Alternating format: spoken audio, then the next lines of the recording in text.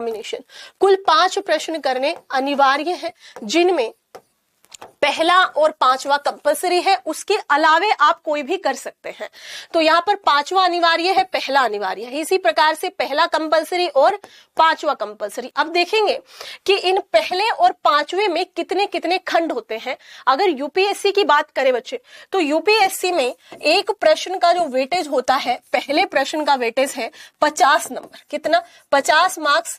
दूसरे पेपर जो 5वां है उसका भी है कितना 50 मार्क्स, है ना। तो 100 तो यही हो गए आपके। इसी प्रकार से जो अन्य क्वेश्चन है, अन्य जो 3 और करने हैं। अब आपको 3 कैसे करने हैं, इसमें है आपका पहला, दूसरा और तीसरा और चौथा। ये है इसमें पहले खंड में कितने हैं, पहला, दूसरा, तीसरा, चौथा। पहला अनिवार्य है, इसमें 5वें में कितने प्रश्न है, 6ठा है, 7वां है, 8वां है।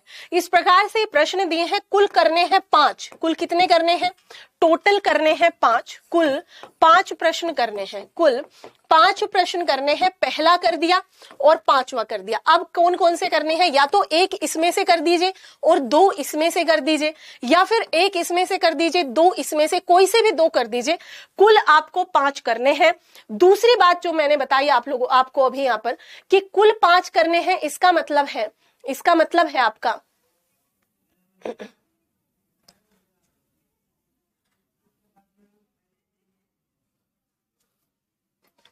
दिख रहा है ना चीजें जी।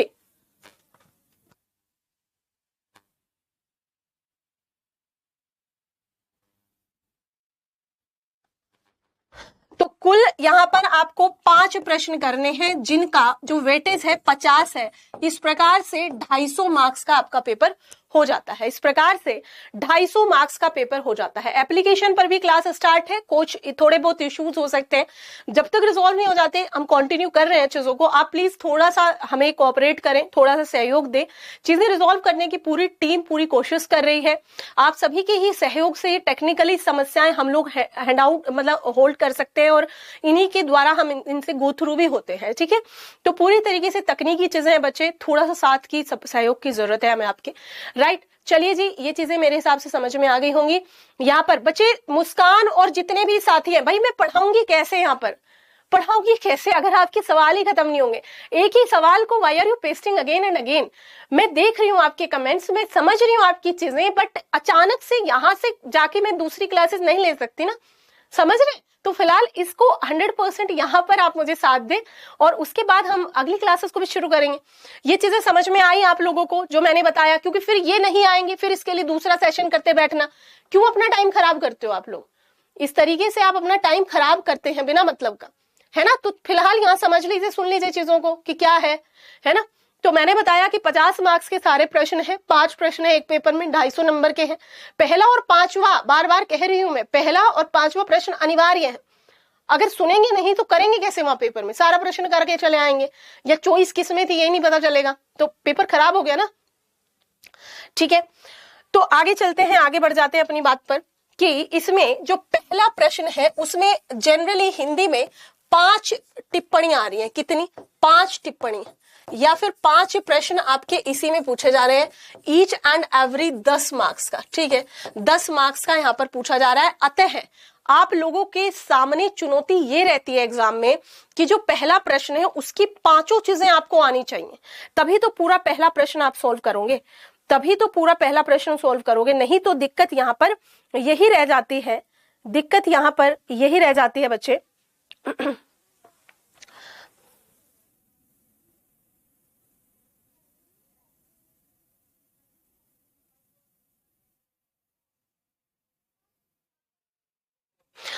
ठीक है, यहां पर मैंने क्या कहा आप लोगों को कि 5 टिप्पणियां आनी चाहिए। इसका मतलब ही ये हुआ कि अगर आपको 4 आती थी या आपको 3 आती थी तो प्रश्न तो कंप्लीट नहीं हुआ, तो दिक्कत आ जाएगी, है ना। इसलिए पहले प्रश्न की और 5वें प्रश्न की, ये पांचों की 5 प्रश्न आप सोल्व करोगे, तभी आपका पूरा प्रश्न माना जाएगा। ठीक है, दूसरी बात, नहीं आ रही तो फिर तो कोई बात ही नहीं है, करना तो है ना अटेम्प्ट, उसमें क्या कर सकते हैं हम। दूसरा, आपके जो दूसरे प्रश्न है, दूसरा, तीसरा और चौथा, और इसी तरीके से इसमें 6ठा, 7वां और 8वां, इसमें भी तीनों में लगभग आपकी 3-3 3-3 क्वेश्चन आते हैं। तो इस तरीके से आप देख सकते हैं कि टोटल नंबर ऑफ क्वेश्चन कितने हो गए। 5 प्रश्न तो इधर से हो गए, 5 पांचवे से हो गए, 10 तो यही हो गए, 3 हो गए 1 से, 3 हो गए 1 से और 3 हो गए 1 से। तो टोटल जो प्रश्न है आप देखेंगे, टोटल प्रश्न 19 है। टोटल प्रश्नों की संख्या कितनी हो गई? 19 हो जाती है। तो इस चीज को बहुत ही अच्छे से समझते हुए चलेंगे। मैंने क्या कहा?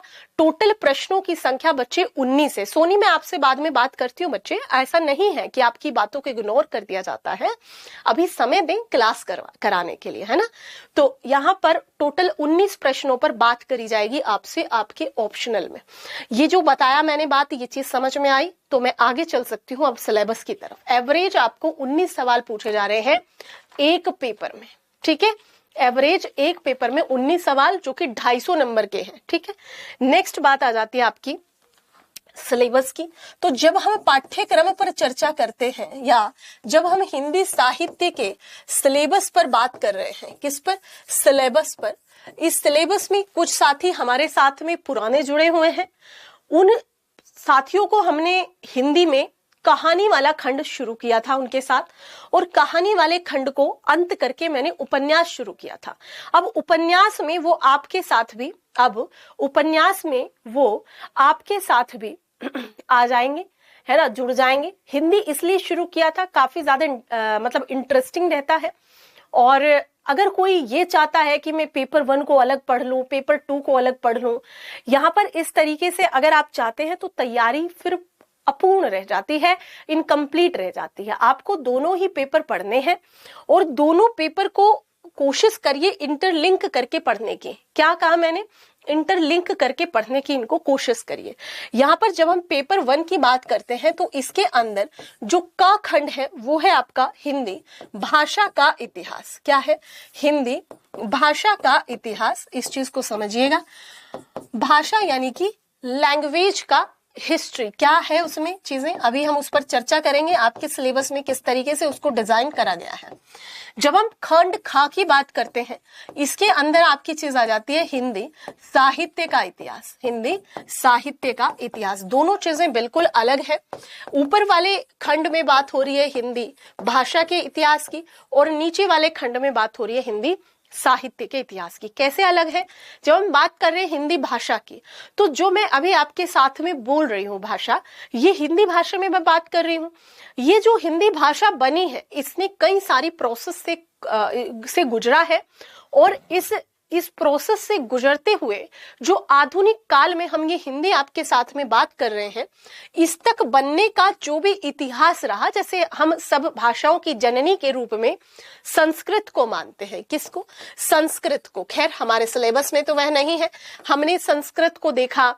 हम यहाँ पर जब हिंदी भाषा का इतिहास देखते हैं, एक्स्ट्रा किताबों में अगर मैं कुछ बात करूं तो अपभ्रंश, अवहट्ट, इन सब भाषाओं को हमने देखा, इनके शब्दावलियों को देखा, पाली, प्राकृत आदि आपने देखा होगा कि बुद्ध के काल में जो सामान्य जन की भाषा थी, या आप बात करें कि अशोका के शिलालेख किस भाषा में पाए गए, तो वो सब भाषाओं से गुजरते हुए खड़ी बोली से जो उत्तर प्रदेश के कुछ हिस्सों, हरियाणा आदि में जो खड़ी बोली बोली जाती है, जिसको पुरानी हिंदी के नाम से भी जाना जाता है, उन सभी से गुजरते हुए ये हिंदी जिसमें मैं आपसे बात कर रही हूं, ये सारी की सारी चीजें आपके साथ में आ जाती हैं। जितने स्टूडेंट्स अभी हमसे सवाल पूछ रहे हैं उनको मैं इतना ही कहना चाहूंगी, आप सभी के सवालों पर मैं बात करूंगी, पर अभी मुझे थोड़ा सा पढ़ा लेने दीजिए, ठीक है।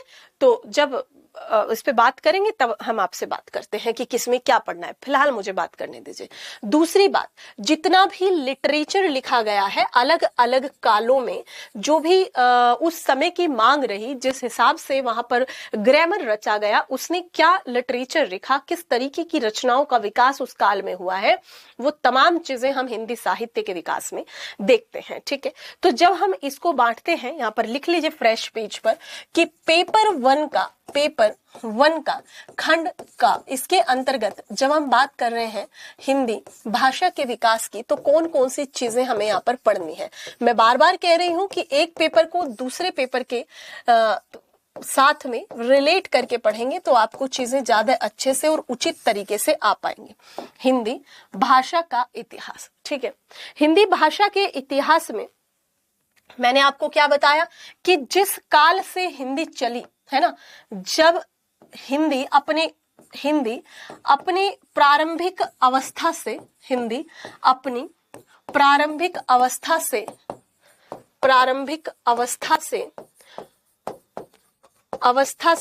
आधुनिक काल में, आधुनिक रूप लिखेंगे, रूप में जिस प्रोसेस से, जिस विकास क्रम से पहुंचती है उसको हम यहाँ पर पढ़ते हैं। जिस विकास क्रम से, जिस डेवलपमेंटल फेजेस से यहाँ तक पहुंची है उसकी बात हम यहाँ पर करेंगे, ठीक है। तो यहाँ पर आप देख सकते हैं कि सबसे प्राचीन, जैसा मैंने बोला आपको कि संस्कृत भाषाओं को समस्त भाषाओं की जननी के रूप में जाना जाता है। तो संस्कृत से हिंदी बनने की प्रक्रिया क्या रही, संस्कृत हमारे पाठ्यक्रम, हमारे सिलेबस में नहीं है तो ये वाला फेज हम छोड़ देंगे, परंतु हकीकत तो यही है कि संस्कृत से ही हिंदी बनी है। जब हम बात करते हैं संस्कृत की तो यहाँ पर ऐसा माना जाता है कि एक भाषा आई पाली, एक भाषा आई पाली, पाली के बाद में एक भाषा आती है प्राकृत, और उस प्राकृत से आगे की तरफ डेवलपमेंट होना शुरू होता है।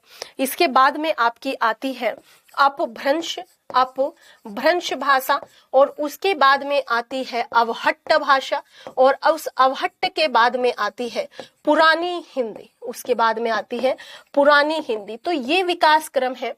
परंतु मैं आपको बताते चलूं कि इसमें ना तो हमें संस्कृत हमारे सिलेबस में है कि संस्कृत से हिंदी का विकास क्रम कैसे था, ना ही हमारे इस हिंदी साहित्य, हिंदी भाषा के इतिहास में पाली भाषा से हमें इतिहास पढ़ना है, ना ही प्राकृत भाषा से हमें इतिहास पढ़ना है।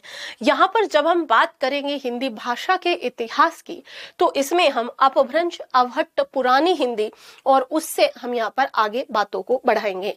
यहाँ पर कुछ विद्वान ऐसा मानते हैं कि अपभ्रंश, जैसा कि आप समझ रहे हैं कि अपभ्रंश यानी कि कुछ भ्रंशित होती हुई भाषाएं, यानी कि कुछ कहते हैं कि ये अवहट्ट की ही एक थोड़ी अलग तरीके की, थोड़ा बिगड़े हुए स्वरूप जो है, क्योंकि हमेशा हर भाषा निष्कर्षित होते चली गई। आपने आगे की तरफ देखा कुछ ना कुछ चेंजेस, कुछ ना कुछ परिवर्तन उनमें आए हैं। तो ऐसा माना जाता है कई विद्वानों के द्वारा कि अवहट्ट की ही एक बिगड़े हुए स्वरूप को हमने अपभ्रंश कहा। परंतु एक आपने विद्यापति जी का नाम सुना होगा, हम विद्यापति की पदावली भी है हमारे हाथ में, इसमें सिलेबस में, उनकी भी चर्चा करेंगे। तो उनके द्वारा एक पुस्तक लिखी गई कीर्तिलता, जिसमें उन्होंने इसे साफ तौर पर डिस्ट्रीब्यूट कर दिया और डिस्टिंग्विश कर दिया कि ये दोनों भाषाएं अलग हैं, यानी कि अपभ्रंश और अवहट्ट का जो विकास क्रम रहा वो अलग रहा। और अगर बात करी जाए तो ये दोनों भाषाएं अलग हैं, और अब अपभ्रंश एक स्वतंत्र, एक फ्री टाइप की भाषा है, ऐसा वहां पर सिद्ध हो गया। तो अगर आप हिंदी साहित्य के इतिहास में देखेंगे तो संस्कृत हमें नहीं देखना है, पाली प्राकृत हमें नहीं देखना है। यहाँ पर ये बौद्ध काल में भाषाओं का प्रयोग किया गया। आप देखेंगे सामान्य जन जब जिस भाषा में बात करते थे, जिस भाषा में व्याकरण लिखते थे, उन सभी में इनका बड़ा ही जो है इनका बड़ा ही एक रोल रहा, एक भूमिका रही। आगे बात करते अपभ्रंश, अवहट्ट और हिंदी की, ठीक है जी। यहाँ पर ये सारी चीजें, हाँ कीर्तिलता और कीर्ति पताका दोनों उन्हीं की है, श्वेता सिंह जी, पर कीर्ति लता में उन्होंने इस चीज को लिखा है। अब यहाँ पर आगे बढ़ जाए अगर हम अपनी इसमें, तो इसके बाद प्राकृत, अपभ्रंश, अवहट्ट और पुरानी हिंदी, यहां तक हम आ गए। अब आता है medieval age of Hindi language, यानी कि अब हिंदी भाषा के मध्यकाल की बात कर लेते हैं। हिंदी भाषा के मध्यकाल में दो तीन चीजें यहाँ पर आप लोग को पता होना चाहिए, जिनको आप सभी अच्छी तरीके से परिचित हैं कि कौन कौन सी चीजें यहाँ पर रहेंगी। हिंदी भाषा का मध्यकाल, हिंदी भाषा के मध्यकाल में दो तीन चीजें बड़ी ही फेमस हैं। अगर मैं बात करूं अवधि की, अवधि से आप सभी परिचित होंगे। अवधि के एक दो जो है कवियों की नाम बताएं। ब्रजभाषा आप सभी को पता होगा, ब्रजभाषा। और तीसरी आ जाती है आपकी खड़ी बोली। ठीक है। तो इसके मध्यकाल में हमने यहाँ पर 3 चीजों को देखा। एक देखा अवधि, अवधि आती है यहाँ पर, बताएं अवधि में 1-2 रचनाकारों के नाम बताएं। ब्रज में तो आप सभी बता सकते हैं, ब्रज भाषा हिंदी भाषा के मध्यकाल में इस प्रकार से इस हिंदी के अनेक स्वरूपों की रचना होती है। यहीं पर आप कह सकते हैं खड़ी बोली। ये जो खड़ी बोली है ये आज भी हमारे यहाँ पर हरियाणा राज्य और उत्तर प्रदेश के कुछ भाग में, उत्तर प्रदेश के कुछ भागों में यह भाषा बोली जाती है। और इसमें बहुत सारे ऐसे चरित्रों ने, बहुत सारे ऐसे पात्रों ने कुछ रचनाओं का भी सृजन किया है। ये चीज आप लोग देख सकते हैं। बिल्कुल तुलसीदास जी, बिल्कुल एकदम अच्छे से पता है आप लोगों को, तुलसीदास जी। इसी में आप लोग, तुलसीदास जी ने कौन सी रचना रची है मुझे बताएं थोड़ा सा। इसी में आपके आ जाते हैं मलिक मोहम्मद जायसी। कौन? मलिक मोहम्मद जायसी। और जायसी की एक बहुत ही बेहतरीन और बहुत ही प्रसिद्ध रचना है, आप सभी को पता होगा, यहाँ पर काफी विवादित और मूवी बनी उस पर, पद्मावत। ठीक है। और इनकी अगर हम बात करते हैं तो रामचरितमानस काफी फेमस इनकी रचना है, रामचरितमानस। ब्रज में अगर मैं बात करती हूँ तो ब्रज आप सभी जानते हैं कि हमारे जो कृष्ण है, कृष्ण का जो एक कह सकते हैं आप बहुत ही कहेंगे बहुत ही सुंदर सा रूप, और उनका रूप वर्णन, उनकी हर उस यौवन अवस्था, बाल वर्णन बहुत ही अच्छे तरीके से सूरदास जी ने किया है। और इस तरीके से सूरदास जी का एक बहुत ही मतलब अविस्मरणीय नाम इस ब्रज भाषा में आप मान सकते हैं। किनका? सूरदास जी का। ठीक है। इसी में एक और कवि हैं देव। ठीक है। इनको भी हम थोड़ा देख सकते हैं। ये भी हिंदी साहित्य, हिंदी भाषा के मध्यकाल में इनको भी जाना जाता है। बिल्कुल रामचरितमानस और पद्मावत, बहुत अच्छे बच्चे। यहां पर आप लोग देख सकते हैं आगे, अगर ये हमने कहा की बात करी, हिंदी भाषा के मध्यकाल की बात करी, अब बात कर लेते हैं हम हिंदी साहित्य, हिंदी भाषा के आधुनिक काल की, जिसमें आप देखेंगे कि स्वतंत्रता, जब हमने स्वतंत्रता के लिए गुहार लगाई, जब हमारे जो आप कह सकते हैं जो ऐसे लोग थे, जो ऐसे कवि थे, जिनमें आप भारतेंदु हरिश्चंद्र जी का नाम ले सकते हैं, जब वो यहाँ पर भारत की दुर्दशा को दिखा रहे हैं, जब वो औपनिवेशिक सत्ता के हाथों में हमारा भारत है और वहां पर वो भारत की उस गुणगान को कर रहे हैं, तो आधुनिक काल में हम इस चीज को कह सकते हैं कि हिंदी भाषा का आधुनिक काल वही काल कहलाया है। आधुनिक काल के ही अंतर्गत जो ऑफिशियल लैंग्वेज, जो हमारे संविधान में भी राजभाषा के रूप में दिया गया है, जिसको आप उसकी भी बात यहीं पर कर सकते हैं। इसके अंतर्गत बहुत सारी रचनाएं लिखी गई और 1850 के बाद इस भाषा को हम मान सकते हैं कि आधुनिक काल में यह आई है। अब हम देख सकते हैं कि खड़ी बोली, जिसको मैंने कहा कि हरियाणा और उत्तर प्रदेश के कुछ भागों में जो थी, वह साहित्य के केंद्र में आ जाती है। उस समय हमारे पास जो लिटरेचर है उसमें पूरी तरीके से सेंटर फोकस किसके ऊपर बनता है? वो खड़ी बोली के ऊपर बन जाता है। ठीक है। यहाँ पर किसके ऊपर बन जाता है ये? तो आप कह सकते हैं कि खड़ी बोली इस दौरान, खड़ी बोली स्वतंत्रता संग्राम या संघर्ष या संग्राम के दौरान साहित्य के केंद्र में जितनी भी रचनाएं लिखी गई, वो अब उन काव्य खंडों से निकल करके गद्य की तरफ झुकने लगी। और अब हमें और ज्यादा एक्सप्रेसिव होने की जरूरत थी। उस समय हमें कहानियों के माध्यम से, उस समय हमें हमारी जो बीती हुई, जो लौटा हुआ जो भारत का गौरव था, उस गौरव को उन लोगों के बीच में रखना था कि हम सोने की चिड़िया रहे, हम इतने बहादुर और बलशाली रहे हैं। अपने उस अतीत को देखो जहां पर हमने वेदों के ज्ञान को पूरी दुनिया में प्रसारित करा है। हमें इन चीजों की जरूरत थी। तो जितनी भी चीजें स्वतंत्रता आंदोलन में प्रयोग की गई, आप यहाँ पर बहुत सारे ऐसे स्वतंत्रता सेनानी हैं। आप उत्तर भारत की बात करें, आप दक्षिण भारत की बात करें, आप पंजाब की बात करें, नॉर्थ इंडिया की बात करें, कहीं की भी बात करें, ऐसे महापुरुष आपको हर जगह मिल जाएंगे। उनमें चाहे गांधी जी हो, उनमें चाहे दयानंद सरस्वती हो, उनमें चाहे आपके श्रद्धाराम फिल्लोरी हो, चाहे इस तरीके से आप किन्हीं का भी नाम ले लीजिए, केशव चंद्र सेन हो, जिन्होंने हिंदी को एक गौरव गाथा के रूप में स्थापित करने में पूरी अपनी जान झोंक दी। जी ठीक है रूबी जी, बात करूंगी आपसे अभी इस विषय पर भी, सभी के कमेंट्स लूंगी। अभी फिलहाल इन चीजों को थोड़ा सा देखते चलें।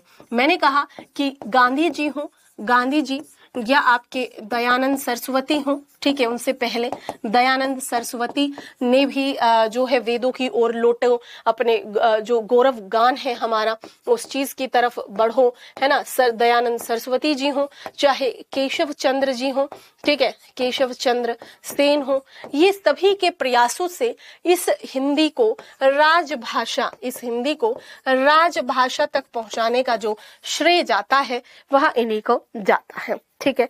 चाहे इसमें आपके जो हो सावरकर जी हो, सावरकर, चाहे इसमें श्रद्धाराम फिल्लोरी हो, श्रद्धाराम फिल्लोरी, ये श्रद्धाराम फिल्लोरी वही है जिनके उपन्यास को प्रथम उपन्यास की भी संज्ञा दी जाती है। मेरे हिसाब से ऐप पे भी क्लास चल रही है, if you want to join there then you can join, right जी, वहां पर भी आप इन चीजों को देख सकते हैं if you want to join, right.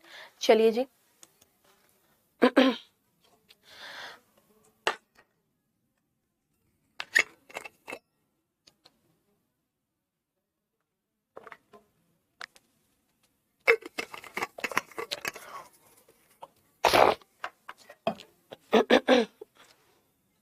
Shraddharam Phillauri, right. चलिए आगे देख लेते हैं। इन्होंने यहाँ पर राजभाषा के रूप में जो स्टैब्लिश हुई है आज, इसको यहाँ पर दिखाया है। अगला टॉपिक आ जाता है आपका हिंदी भाषा का मानकीकरण। ये भी आपको फर्स्ट पेपर में पढ़ना है, हिंदी भाषा का मानकीकरण।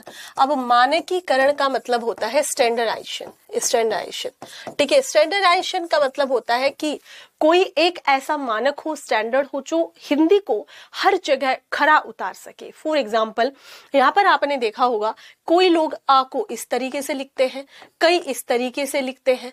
आपने देखा होगा कुछ लोग यहाँ पर जो है कई चीजों को, जैसे हिंदी को ही कुछ ऐसे लिखते हैं, कुछ ऐसे लिखते हैं, है ना, कुछ ऐसे लिखते हैं।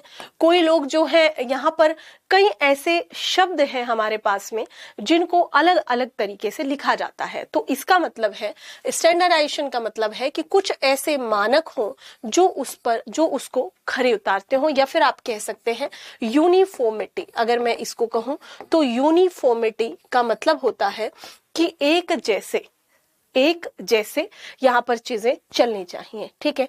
तो यूनिफॉर्मिटी का मतलब है एक रूपता, राइट। दूसरा अगला टॉपिक आ जाता है यहाँ पर देवनागरी लिपि का विकास। देवनागरी लिपि का विकास, यह भी एक टॉपिक है।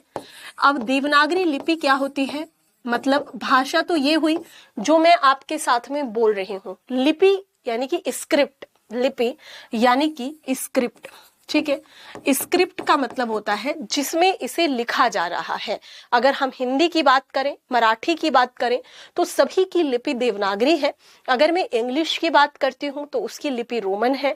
अगर मैं बात करती हूँ पंजाबी की तो उसकी लिपि क्या है, उसकी लिपि गुरुमुखी है। तो सभी भाषाओं की जो लिपियां होती हैं वो इस तरीके से है। यहाँ हिंदी साहित्य में आपसे बात करी गई है, हिंदी भाषा के विकास में, कि जो देवनागरी लिपि है क्या यह सभी भाषाओं लिपि के रूप में काम कर सकती है।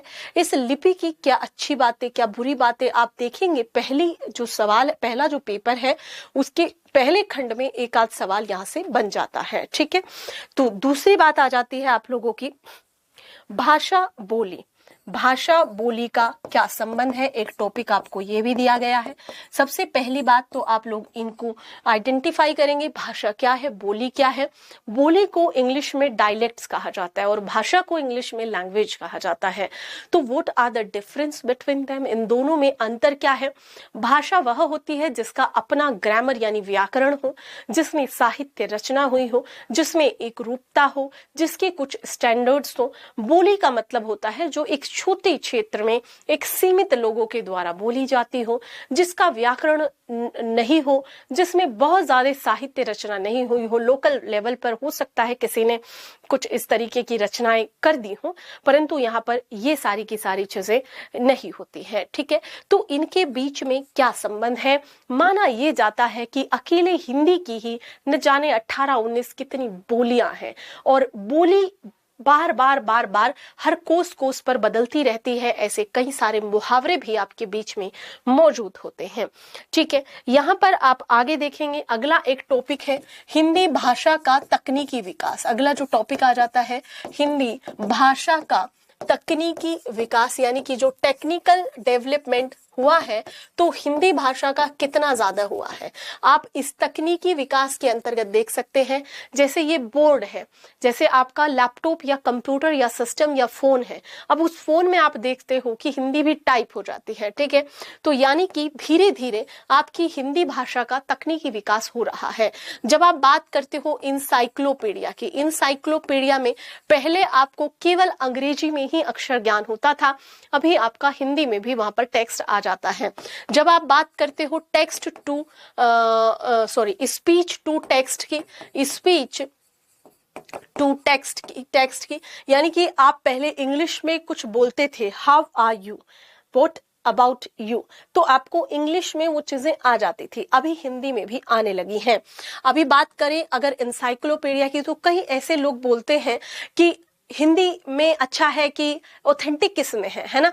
तो ये जो ऑथेंटिसिटी वाला मसला है, ये जो ऑथेंटिसिटी वाला मसला है, इस चीज को आप देख सकते हैं। यहाँ पर तकनीकी विकास कितना हुआ है, कंप्यूटर में कितना ज्यादा अभी हिंदी इंग्लिश आप लोग, मैं अगर अपनी बात करूं तो मैं इंग्लिश में अच्छे से टाइपिंग कर लेती हूँ, हिंदी में अभी थोड़ी तकलीफ होती है, नहीं पता है कि के अगर प्रेस करेंगे तो कौन सा शब्द आएगा, मात्राएं कहाँ से आएंगी, बिंदियां कहाँ से आएंगी।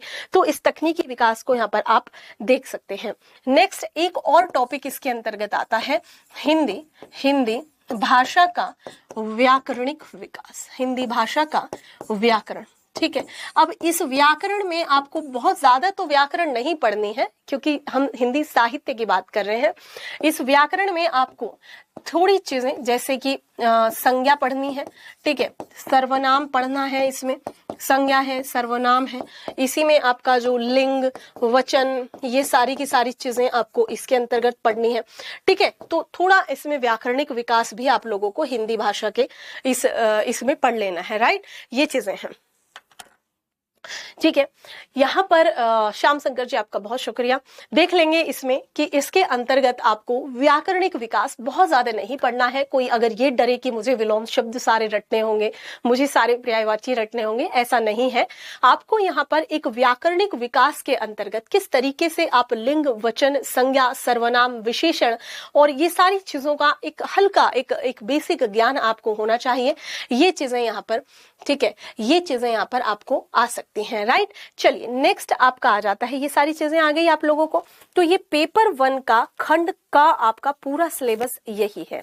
पेपर 1 खंड का, इसे देख सकते हैं दोबारा, पेपर 1 खंड का आप लोगों का कितना है, हिंदी भाषा के इतिहास में किस तरीके से अपभ्रंश अवहट्ट पुरानी हिंदी और उसके आगे आपकी किस तरीके से हिंदी बनती है, वो चीज आपकी एक टॉपिक ये हो गया।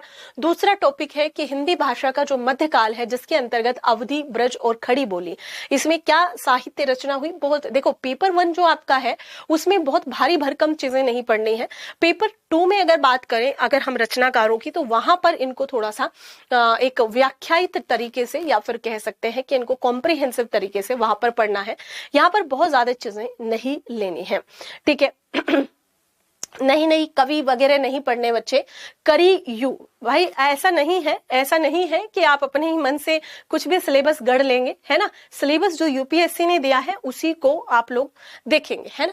जो प्रश्न पूछे जा रहे हैं उनको देखेंगे। हिंदी भाषा के आधुनिक काल में हम जब बात करते हैं तो हमें गांधी जी नहीं पढ़ने हैं, हमें केशव चंद्र सेन नहीं पढ़ने हैं। हमें यहाँ पर मैंने सिर्फ बताया है कि ये उनका एक योगदान, एक कॉन्ट्रीब्यूशन रहा है। हिंदी भाषा को जो मॉडर्न हिंदी थी, जो खड़ी बोली बोली थी जिसमें हमने स्वतंत्रता के लिए रचनाएं रची। जैसे हम भारत भारती पढ़ेंगे कहाँ पर, हम पेपर 2 में पढ़ेंगे उसको, ठीक है। तो इस तरीके से मैथिली शरण गुप्त हो या फिर भारतेंदु हरिश्चंद्र हो, या ये जो लोग हैं जिन्होंने अपनी रचनाएं रची उस समय में जब अंग्रेजों ने हमारे देश पर हाहाकार मचा रखी थी, तो वो जो रचनाएं रची गई हैं उन रचनाओं के आधार पर, ठीक है, उन रचनाओं के आधार पर, बहुत अच्छी बात है आपने पढ़ लिया है इतना, तो बहुत मतलब इट इज रियली अप्रिशिएबल। इस साल जो मेंस है मेरे हिसाब से तो वो लिख लेना चाहिए आपको, है ना।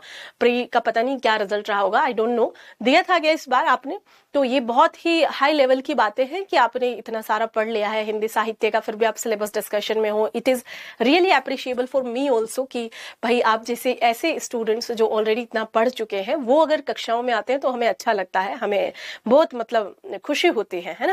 खैर, तो ये सारी चीजें हैं। नहीं, हमें इतनी रचनाएं नहीं याद करनी है। This is not the paper of net JRF कि आपको रचनाओं के नाम याद करने हैं, ओके।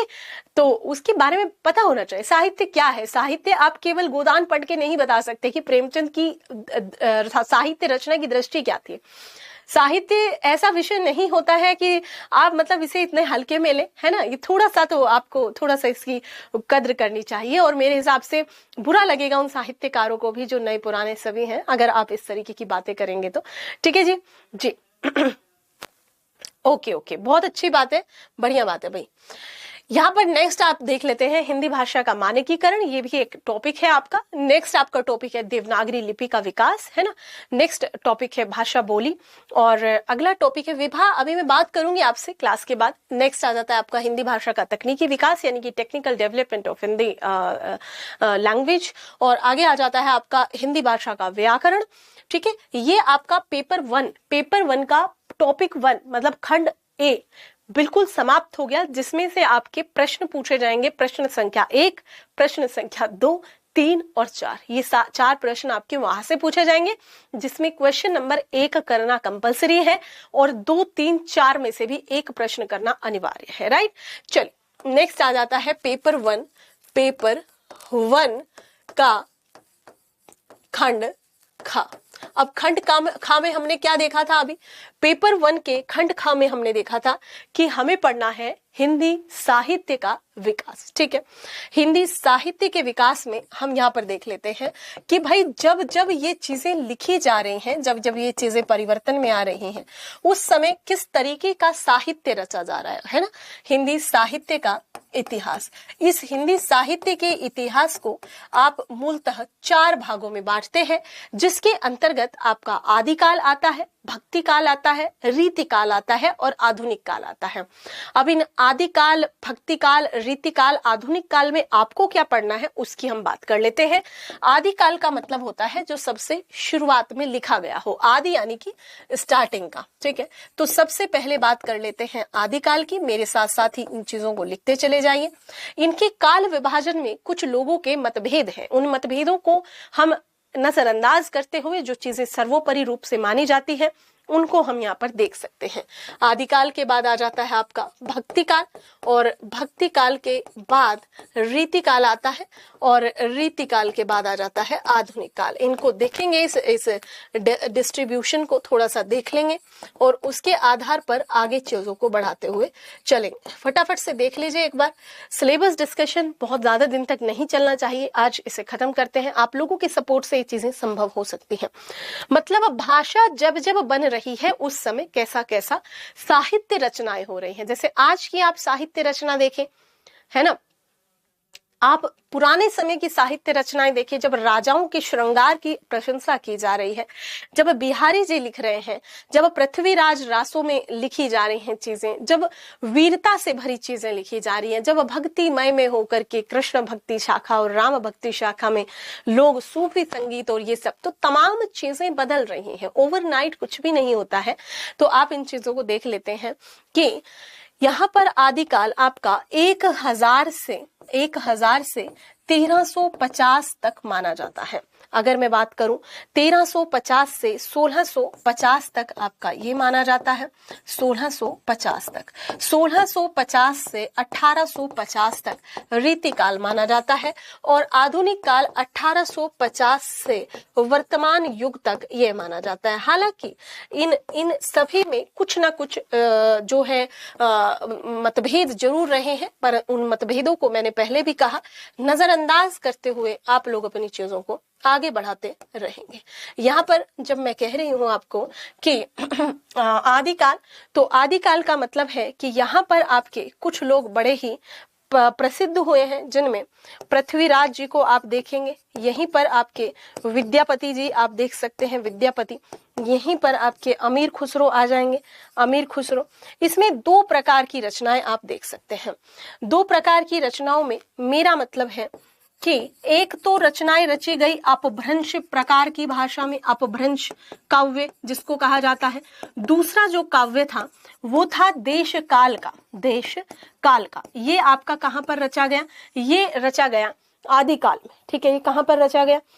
आदिकाल में। अगर मैं आदिकाल की ही बात करूं तो इसके अंतर्गत आपकी वीर गाथात्मक, यानी कि जिसमें हम वीर गाथा सुनाते थे और बिल्कुल एकदम वीर रस से भर देते थे, वीर गाथात्मकता जो रासो साहित्य हुआ है उसमें बहुत अच्छी तरीके से इनको रचा गया है। और इस रासो साहित्य को अगर आप सुन लें तो आपका जो सीना है वो एकदम 20 से 50 हो जाए डायरेक्ट, ठीक है। तो रासो रचनाओं में इसको देखा गया। दूसरी चीज इसमें आई बच्चे धार्मिकता की। जितने भी जब हम इसे पढ़ेंगे तो इसके अंतर्गत हम जानेंगे कि धार्मिकता में जो भी नाथ साहित्य है, जो भी सिद्ध साहित्य है, सिद्ध एवं नाथ साहित्य, सिद्ध एवं नाथ साहित्य में ये रचनाएं रची गई हैं। अगर हम बात करते हैं यहाँ पर विद्यापति की पदावलियों की, आप कह सकते हैं कहीं ना कहीं श्रृंगारिकता को भी देखा गया। किसमें? विद्यापति की पदावलियों में हमने यहाँ पर उनको भी देखा है। ये यहाँ पर पदावली रच रहे हैं। ये यहाँ पर आगे आप देखेंगे पहेलियों एवं मुकरियों के द्वारा कई लोगों का दिल जीत रहे हैं, ठीक है। नेक्स्ट बात आ जाती है आप लोगों को, बिल्कुल आलाखंड, परमाल, रासो, बहुत अच्छे बच्चे। यहाँ पर आप देख सकते हैं भक्ति काल को। तो भक्ति काल के अंतर्गत एक बहुत ही महान नाम आप ले सकते हैं कबीरदास जी का। कबीरदास जी एक बहुत ही सुलझे हुए और वैज्ञानिकता की दृष्टि से अपनी रचनाओं को करते हैं। उन्होंने पाखंड के खिलाफ, उन्होंने चाहे वो हिंदू है, मुस्लिम है, चाहे वह किसी भी धर्म प्रजाति से है, सभी पर प्रहार किया है। यहीं पर पंडित पुजारियों पर भी प्रहार करते हैं। जेतु बामन बमनी जाया, आन बांटते क्यों नहीं आया, यानी कि अगर तुम इतने बड़े ब्राह्मण प्रकांड बन रहे हो तो तुम अलग जगह से पैदा क्यों नहीं हो गए, वहीं से आए हो जहां से सब आ रहे हैं। दूसरी तरफ यही कह रहे हैं मुस्लिमों को कह रहे हैं, काकर पाथर जोड़ के मस्जिद लिए चुनाए, क्या तुम्हारा खुदा बहरा हुआ, जो मतलब उस पे चढ़ के बाग दे रहे हो, ठीक है। क्या तापे चढ़ा मुल्ला बाग दे, क्या बहरा हुआ खुदा, यानी कि काकर पाथर जोड़ के मस्जिद लिए चुनाए, कंकर पत्थर जोड़ के तुमने इतनी बड़ी बवंडर मस्जिद बना ली है। तापे चढ़े मुल्ला बाग दे, उसके ऊपर चढ़ के मुल्ला जो है अल्लाहू अकबर कर रहा है, क्या बहरा हुआ खुदा है, क्या सुनाई नहीं देता, इतने ऊपर चढ़ के वो उसमें कर रहे हो। वहीं पर ब्राह्मणी को भी इन्होंने कहा है, वहीं पर नारी के सापेक्ष में भी इन्होंने कह दिया है। हालांकि बाद में कहा गया, बाद में अब कबीर जी तो है नहीं, बाद में कहा गया कि वैसा परिप्रेक्ष्य नहीं था, है ना, वैसा परिप्रेक्ष्य नहीं था, है ना। तीसरा, इन्होंने यहाँ पर हर धर्म, हर पाखंड को लेकर के उस पर इन्होंने अवहेलना करी है। इन्होंने जो है चाहे प्रेम पर हो, चाहे इन्होंने जो है धर्म पर हो, जाति पर हो, हर जगह पर इन्होंने एक वैज्ञानिकता को सेट करने की कोशिश करी है, ठीक है। बिल्कुल साखी, सबद, रमैनी, ये सब इनकी रचनाएं हैं, बिल्कुल रचनाएं हैं, बहुत अच्छे। नेक्स्ट आ जाता है यहाँ पर कि हिंदू मुस्लिम समन्वय पर बात करने वाले मलिक मोहम्मद जायसी का नाम भी इसी में आता है। मलिक मोहम्मद जायसी, ये वही हैं जिनकी अभी मैं चर्चा कर रही थी। इन्हें हिंदू और मुस्लिम के कोऑर्डिनेशन यानी समन्वयन पर रचनाएं करने के लिए जाना जाता है। और इन्होंने एक कृष्ण जी के ऊपर भी बहुत बड़ी अच्छी रचना, कन्हावत आई थिंक, वो इन्होंने रचना रची है। इन्हीं में आपका नाम आ जाता है सूरदास जी का भी। सूरदास जी बहुत सूक्ष्म तरीके से, बहुत कई बार शंका की जाती है कि क्या ये जन्मांध थे, क्योंकि इतना बाल मार्मिक चित्रण इन्होंने सूरदास जी ने किया है श्री कृष्ण का। यहीं पर आपके तुलसीदास जी आ जाते हैं। तो इस तरीके से जो भक्ति शाखा है, पहली बात तो आप उसे बांटिए, कई भागों में उसको बांटा जाता है। जब हम बात करते हैं, जब हम यहाँ पर बात कर रहे हैं किसकी, एक मिनट जी, जब हम बात कर रहे हैं यहाँ पर इसकी भक्ति शाखा की, तो इसके अंतर्गत आपके भक्ति काल में दो तरीके की चीजें आ जाएंगी। भक्ति काल में एक तो आ जाएगी निर्गुण और एक आ जाएगी सगुण, यानी कि एक तो ईश्वर को निर्गुण और सगुण। यहाँ पर बात क्या है कि निर्गुण और सगुण कहने का मेरा मतलब है कि ऐसा नहीं है कि गुणों से परे मानते हैं ये, मतलब ऐसा नहीं है कि भगवान में के गुणों को नहीं मानते। कहते हैं भगवान गुणातीत है, यानी कि गुणों से बहुत ज्यादा अतीत है ना, उससे भी बहुत आगे चला गया। इसमें दो तरीके की चीजें आई, एक ज्ञानाश्री शाखा और दूसरी आई आपकी प्रेम मार्गी। निर्गुण में कौन कौन सी चीजें आती हैं, एक तो आती है ज्ञानाश्री और एक आती है प्रेम मार्गी। प्रेम मार्गी और ये जो है आपका सगुण, इसमें दो तरीके की आई। एक तो वो है जो राम की रचनाएं करते हैं, राम भक्ति, और दूसरी है कृष्ण भक्ति के अंतर्गत। कौन कौन सी, एक तो राम की भक्ति करने वाले व्यक्ति आए और एक आए आपके कृष्ण की भक्ति करने वाले, जिनमें सूरदास जी का नाम बड़े ही प्रेम से लिया जाता है। जब हम बात कर रहे हैं ज्ञान मार्गी की, तो इसको हम इसको संत काव्य धारा भी कहते हैं, संत काव्य धारा, और इसको हम सूफी काव्य धारा के नाम से भी जानते हैं। मेरे हिसाब से चीजें क्लियर हो रही होंगी कि क्या मैं यहाँ पर आप लोगों को बताना चाह रही हूँ, ठीक है।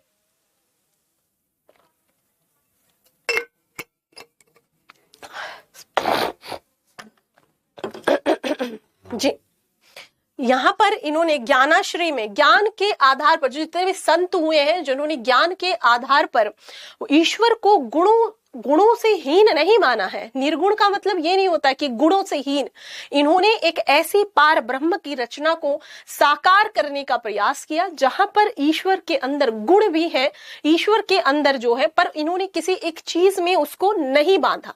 सगुण की अगर हम बात करते हैं, जहां पर सूफी आप काव्य देखेंगे, सॉरी सगुण की जब हम बात करते हैं, जहां पर उन्होंने एक राम कृष्ण आदि को एक प्रतिमा के माध्यम से, एक कहेंगे कि गुणों के साथ साथ ही उनकी जितनी भी चीजें थी उन सभी के माध्यम से रचनाएं रची हैं, उसको यहाँ पर इस तरीके से देखा जा सकता है।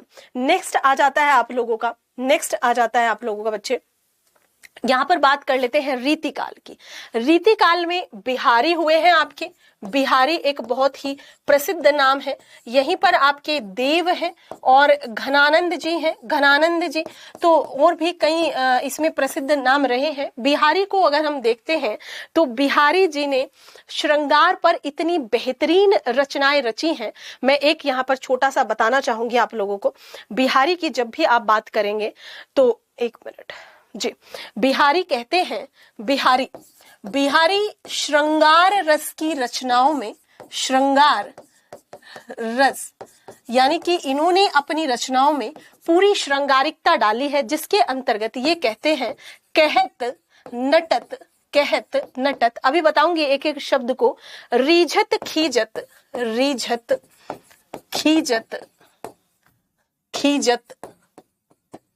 मिलत, एक एक शब्द का नाम बताऊंगी अभी, ठीक है।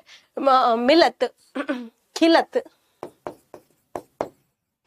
लजियात मतलब शर्माना, ठीक है।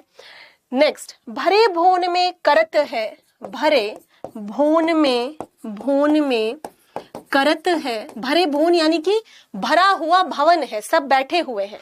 भरे भोन में करत है नैनुन, करत है नैनुन सब बात, यानी कि इसमें इन्होंने कहा है कि प्रेमी और प्रेमिका है, प्रेमी प्रेमिका एकदम से मतलब मजेदार सी बात बताई है।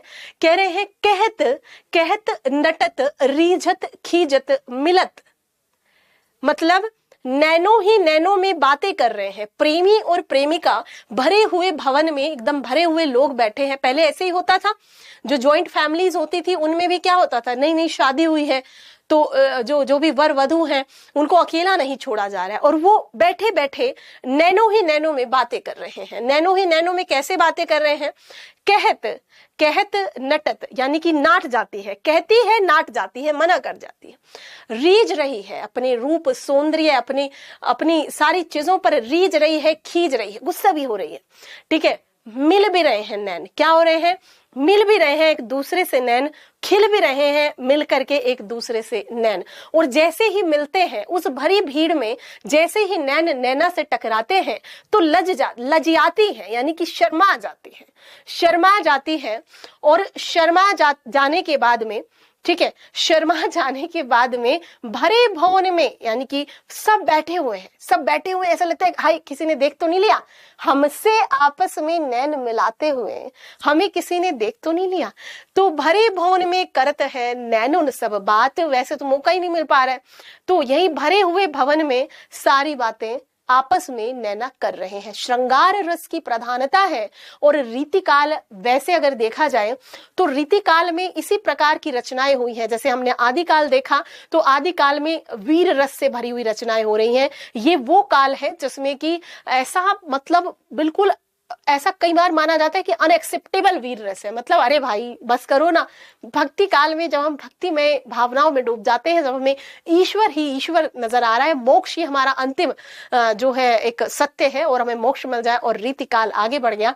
रीतिकाल में जो प्रशंसा है दरबारों की वो की जा रही है, श्रृंगार रस है, राजा रानी की प्रशंसाएं की जा रही है, प्रेमी युगलों के जो है मिलने की, प्रेमी युगलों के जो है हर चीज की इसमें प्रशंसा की जा रही है। बिल्कुल यहाँ पर कह रहे हैं कुछ बच्चे, जो बातें आंखें बोल देती हैं वो कोई बोल नहीं पाता। Very good. तो बिहारी इसीलिए बहुत प्रसिद्ध है और इस दोहे को भी आप यहाँ पर देख सकते हैं। नेक्स्ट आ जाता है आप लोगों का आधुनिक काल। इसको थोड़ा सा विस्तार में पढ़ते हैं। यहाँ पर आधुनिक काल की जब हम बात कर रहे हैं, ये हम पेपर 2 की बात, पेपर 1 में खंड खा की बात कर रहे हैं। तो आधुनिक काल के अंतर्गत आप देख सकते हैं कि ये आधुनिक काल 1850 से आज तक का है। 1850 से जो भी वर्तमान में अभी भी जो चल रहा है वर्तमान में, वहां तक के काल को आधुनिक काल कहा जाता है। सबसे पहले अगर मैं बात करूं तो इसमें एक युग आया भारतेंदु युग। भारतेंदु युग देखिए कितना ज्यादा, मतलब कितना योगदान होगा इन लोगों का कि इनके नामों के नाम पर युगों के नाम रख दिए गए। तो भारतेंदु युग, भारतेंदु युग जी भारतेंदु युग को आप देख सकते हैं।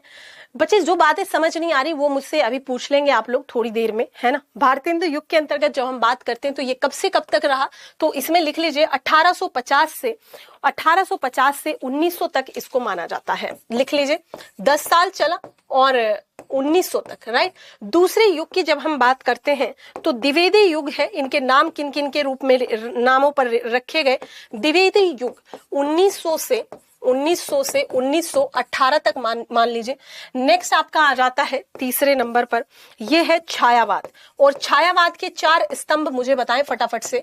1918 से 1936 तक इसको माना जाता है। 4 स्तंभों की जब हम बात करते हैं छायावाद में तो इसके अंतर्गत आपके जयशंकर प्रसाद आ जाते हैं। जयशंकर प्रसाद जी, महादेवी वर्मा जी, लिखिए फटाफट से, महादेवी वर्मा जी इसी के अंतर्गत आ जाते हैं। महादेवी वर्मा। तीसरे नंबर पर आ जाते हैं सूर्यकांत त्रिपाठी निराला, सूर्यकांत त्रिपाठी निराला और सुमित्रा नंदन पंत। ठीक है, सुमित्रा नंदन पंत। इन चारों को छायावाद के आधार स्तंभ के रूप में माना जाता है। ठीक है, तो प्रसाद, वर्मा, निराला और पंत, इन चारों को छायावाद के स्तंभ के रूप में माना जाता है। नेक्स्ट बात कर लेते हैं इनके बाद 1936 के बाद। लिख लिया ये सारी चीजें। चौथे नंबर पर 1936 के बाद आ जाता है प्रगतिवाद। प्रगतिवाद प्रगतिवाद एक प्रोग्रेसिव रचना को लेकर के आता है 1936 से 1943। यहां पर हम प्रगति प्रोग्रेस की बात कर रहे हैं। प्रयोगवाद में 1943 से, प्रयोगवाद 1943 से 1951 की रचनाएं इसमें आएंगी। 6 में हम बात करते हैं नई कविता और समकालीन कविता के, नई कविता, और उसके बाद छोटी छोटी बहुत सारी चीजें हमने इसी में मिला दी समकालीन कविता में, समकालीन साहित्य में। तो ये आपका हो जाता है हिंदी साहित्य के इतिहास के अंतर्गत हमने इतनी बात करी। ठीक है, हमने इतनी बात करी यहाँ पर हिंदी साहित्य के इतिहास में। अब यहाँ पर देखें, अभी तक जो बातें चल रही हैं वो कहीं ना कहीं चल रही हैं किसमें, वो चल रही थी काव्य में, है ना। अब अभी तक हम क्या पढ़ रहे थे, जेतु बामन बमनी जाए, यही पढ़ रहे थे ना। कांकर पाथर जोरी के मस्जिद ली बनाए, अभी तक हम क्या पढ़ रहे हैं, नीट। अभी तक हम क्या पढ़ रहे हैं, नटत रीजत खीजत मिलत है लजियात। तो अभी तक हम काव्य रचनाएं पढ़ रहे थे, परंतु जब आधुनिक काल आया, आधुनिक काल में अब अभी तक क्या है यहाँ पर, मुंह को कहां ढूंढे रे बंदे मैं तो तेरे पास में, यही कहते हैं ना। अभी तक क्या हो रहा है, गुरु गोविंद दाओ खड़े काको लागो पाए, बलिहारी गुरु आपने गोविंदियो बताए। अभी तक कबीरदास यही कह रहे हैं। अब जो आया 1850 के बाद जो युग चला, उसमें भी ये जितनी भी काव्य रचनाएं जो भी हुआ, जो भी मैथिली शरण गुप्त कह रहे हैं, जो भी द्विवेदी युग में कह रहे हैं, जो भी कुरुक्षेत्र में रामधारी सिंह दिनकर कह रहे हैं, जो भी ये सारी चीजें, इनके अलावा एक पैरेलल रचना होने लगी, एक पैरेलल साहित्य चलने लगा। उस पैरेलल साहित्य में कुछ कह रहे हैं मैडम, मुझे तो ऐसा लग रहा है कि जैसा कि ऑप्शन में बहुत कठिन नहीं है, केवल पढ़ने, बहुत अच्छे बहुत अच्छे, बिल्कुल बिल्कुल अभी लगेगा ऐसा, है ना। है तो चीजें, बट बच्चे उसमें पढ़ने से सब चीजें हो जाती है। ऐसा कोई दुनिया का काम नहीं है जो पढ़ने से ना हो, ठीक है। तो यहाँ पर काव्य के साथ साथ पैरेलल जो एक चीज चल रही है वो चल रही है गद्य का विकास। क्या चल रहा है, गद्य का विकास। क्योंकि अब जो समय आया, और गद्य क्या है, गद्य की विधाएं आपने पढ़ी होंगी। गद्य की विधाओं में कहानी आता है, गद्य की विधाओं में नाटक आता है, गद्य की विधाओं में उपन्यास आता है, और गद्य की विधाओं में क्या आता है, गद्य की विधाओं में यात्रा संस्मरण आता है, संस्मरण, डायरी लेखन, यही सब आता है। यानी कि अभी तक आते आते मनुष्य को आधुनिकता की तरफ बढ़ने लगा। अभी तक उसका जो जीवन का उद्देश्य था वो था मोक्ष। अभी तक केंद्र में क्या था, ईश्वर की प्राप्ति। अब आ गया है बालक, अब आ गया है जो मनुष्य है वो आ गया है आधुनिकता में। अब उसके मूल्य बदल गए हैं। अब क्या हो गया है, उसे चाहिए स्वतंत्रता अंग्रेजों से, उसे चाहिए इक्वालिटी यानी कि बराबरी, समानता, ठीक है। उसे यहाँ पर जो 1789 में फ्रांस में जो क्रांति हुई, उसके भी तो पुट आए ना इधर, उसके पुट आए, पूरी दुनिया में फैली। राइट चाहिए, अधिकार चाहिए। अब उनकी जो केंद्र है, केंद्र में आ गया ज्ञान, केंद्र में आ गई रैशनैलिटी, तर्क, तार्किकता। अब तार्किकता कर रहा है, और तार्किकता जब करेगा, ऐसा नहीं है कि कबीर जी तार्किकता नहीं कर रहे थे, कबीर जी तर्क पे नहीं जा रहे थे, वो तो कह ही रहे हैं। इससे बड़ा तर्क क्या होगा, जेतु बामन बमनी जाए बान बांटते क्यों नहीं आया।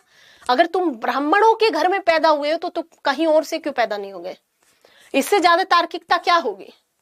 कबीरदास जब पूछ रहे हैं तो इससे ज्यादा तार्किकता कुछ नहीं होगी। पर अब उस तार्किकता को गद्य की आदत होगी, अब उस तार्किकता को गद्य की यहां पर चीजें पड़ गई, ठीक है।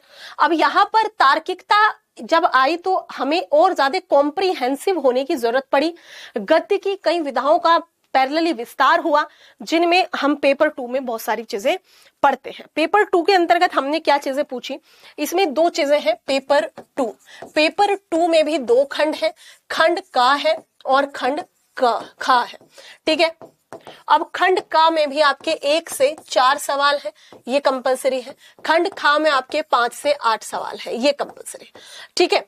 अब इसमें देखें, इसमें कौन कौन सी चीजें हैं। बहुत ही सिंपल भाषा में अगर मैं बताऊं, एक है गद्य और एक है काव्य, ठीक है। मतलब एक है पद्य और एक है गद्य, 2 चीजें हो गई। यानी कि यहाँ पर काव्य खंड की जब मैं बात करती हूँ, काव्य खंड, अब इसे रिलेट करके कैसे पढ़ेंगे उस चीज को भी देख लेंगे।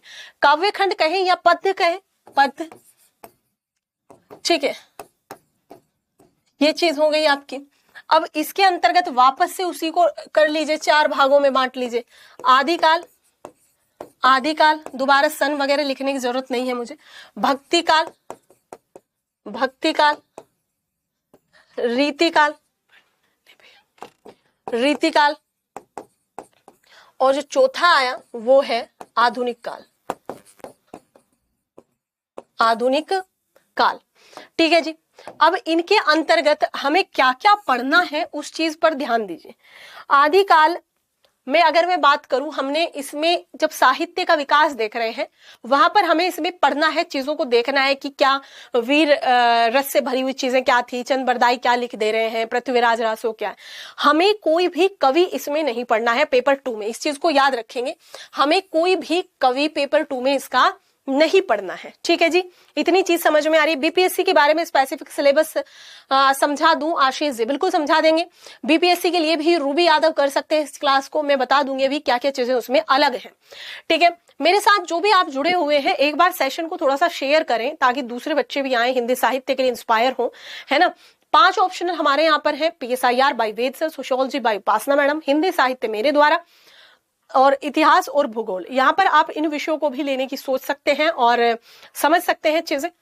यहाँ पर भक्ति काल के अंदर हमें 4 कवि पढ़ने हैं। भक्ति काल के अंतर्गत हमें क्या पढ़ना है, इसमें पेपर 2 में हमें ये 4 कवि पढ़ने हैं। अभी मैंने बताया था कबीर जी, ठीक है। इसके अंतर्गत हमें पढ़ना है तुलसी, तुलसी, तुलसी की हमें क्या क्या चीजें पढ़नी है, रामचरितमानस, रामचरितमानस, रामचरितमानस और कवितावली। यहाँ पर एक एक खंड इनका पढ़ लेना है हमें। ठीक है, मैं बता दूंगी क्या क्या है वो खंड।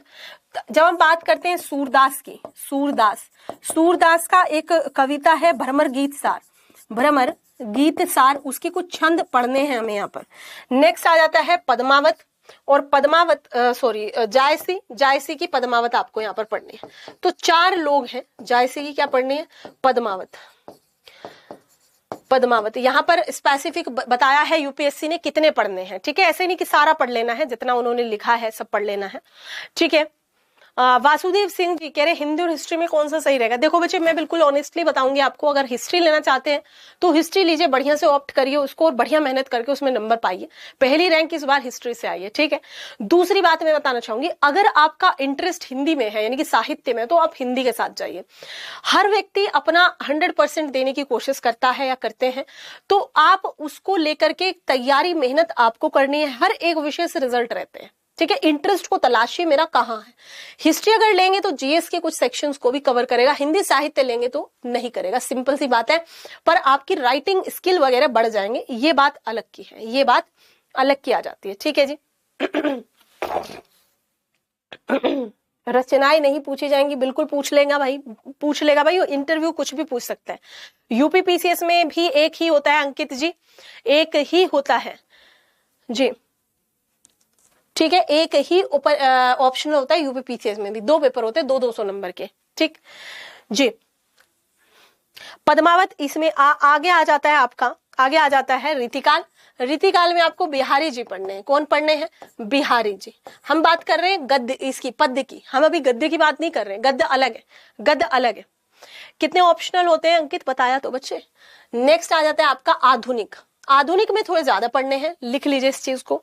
आधुनिक में कौन कौन से आपको गद्य पढ़ने हैं, आधुनिक काल में कौन कौन से पद्य पढ़ने, सॉरी आधुनिक काल, ये 1850 से अब तक है, वर्तमान तक है।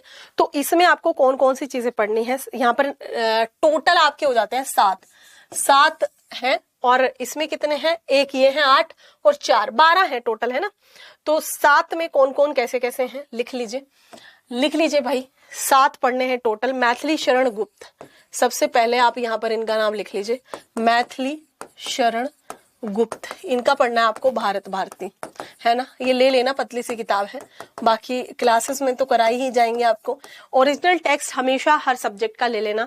यहाँ पर मैं हिंदी साहित्य की बात कर रही हूँ तो आपको Godaan you have to purchase, Mannu Bhandari का Mahabhoj you have to purchase, Phanishwar Nath Renu ji का मैलांचल। मैं कभी नहीं कहूंगी क्लास नोट्स पढ़ लीजिए, क्योंकि जो ओरिजिनल टेक्स्ट है वो तो पढ़ना ही पड़ेगा ना। गोदान मैं कैसे आपको उसमें मैं समझा सकती हूँ, पढ़ना आपको पड़ेगा इसमें से। ठीक है जी। यहाँ पर जी आपस में बातें नहीं बच्चे, आपस में बातें नहीं करी यू। आप फोकस करिए ना पढ़ाई पर, कोई शिकायत है तो उसको बताइए, ऐसे आपस में बातें नहीं। चलिए आगे देख लेंगे। सूर्यकांत त्रिपाठी निराला, सूर्यकांत ये वही है छायावाद वाले, है ना, सूर्यकांत त्रिपाठी निराला, इनका क्या क्या चीजें पढ़नी है, किसी बच्चे को पता है? सिलेबस का चीजें पता है? यहीं पर सुमित्रा नंदन पंत, सुमित्रा नंदन पंत, इनकी एक बहुत, निराला जी की एक बहुत बेहतरीन पोयम है जिसे लंबी कविता में देखा जाता है। ये है राम की शक्ति पूजा, विस्तार में पढ़ेंगे इसको। राम की शक्ति पूजा बहुत बेहतरीन कविता है। एक इनकी कुकुर मुत्ता भी है, कुकुर मुत्ता, ये भी बहुत अच्छी है। इन दोनों को यहाँ पर पढ़ेंगे हम लोग, ठीक है। नेक्स्ट आपके आ जाते हैं 4th नंबर पे, यहाँ पर देख लीजिए जयशंकर प्रसाद जी, जयशंकर प्रसाद जी, इनका हमें पढ़ना है कामायनी, कामायनी, ठीक है। इसके कुछ सर्ग पढ़ने हैं, उसको मैं बता दूंगी। रामधारी सिंह दिनकर जी हैं हमारे पास, उनका कुरुक्षेत्र पढ़ना है।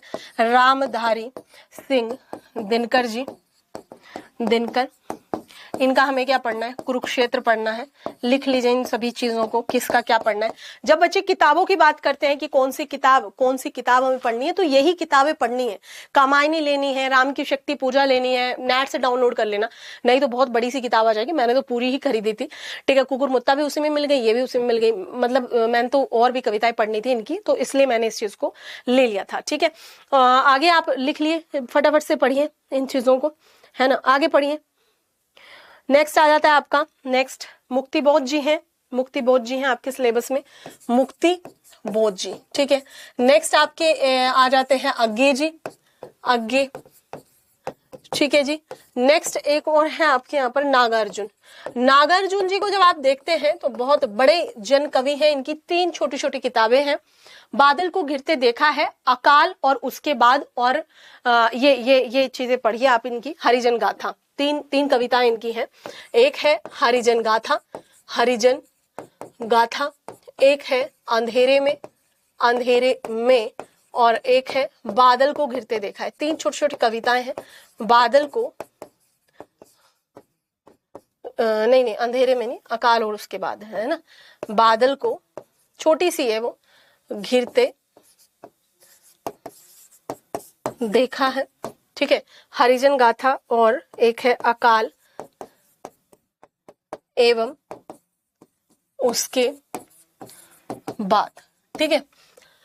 ये तीनों हैं नागार्जुन जी की बहुत ही बेहतरीन कविताएं हैं। और यहीं पे साथ साथ आप लोगों को मुक्ति बोध जी की है ब्रह्म राक्षस, ओके, बहुत बेहतरीन, आप पढ़ोगे बड़ा मजा आएगा।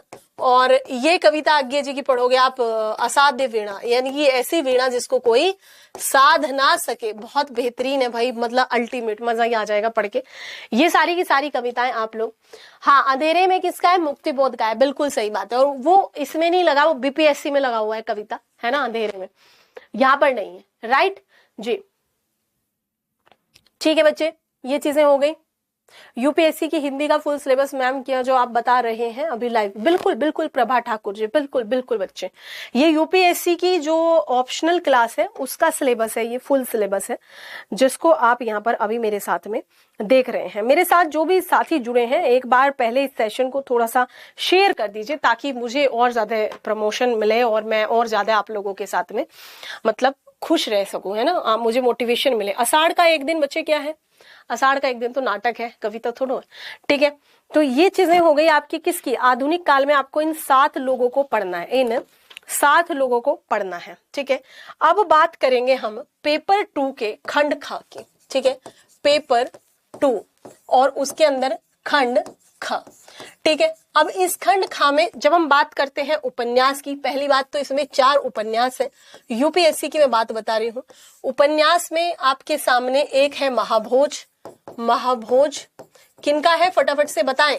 एक है आपका मैला आंचल, मैला आंचल।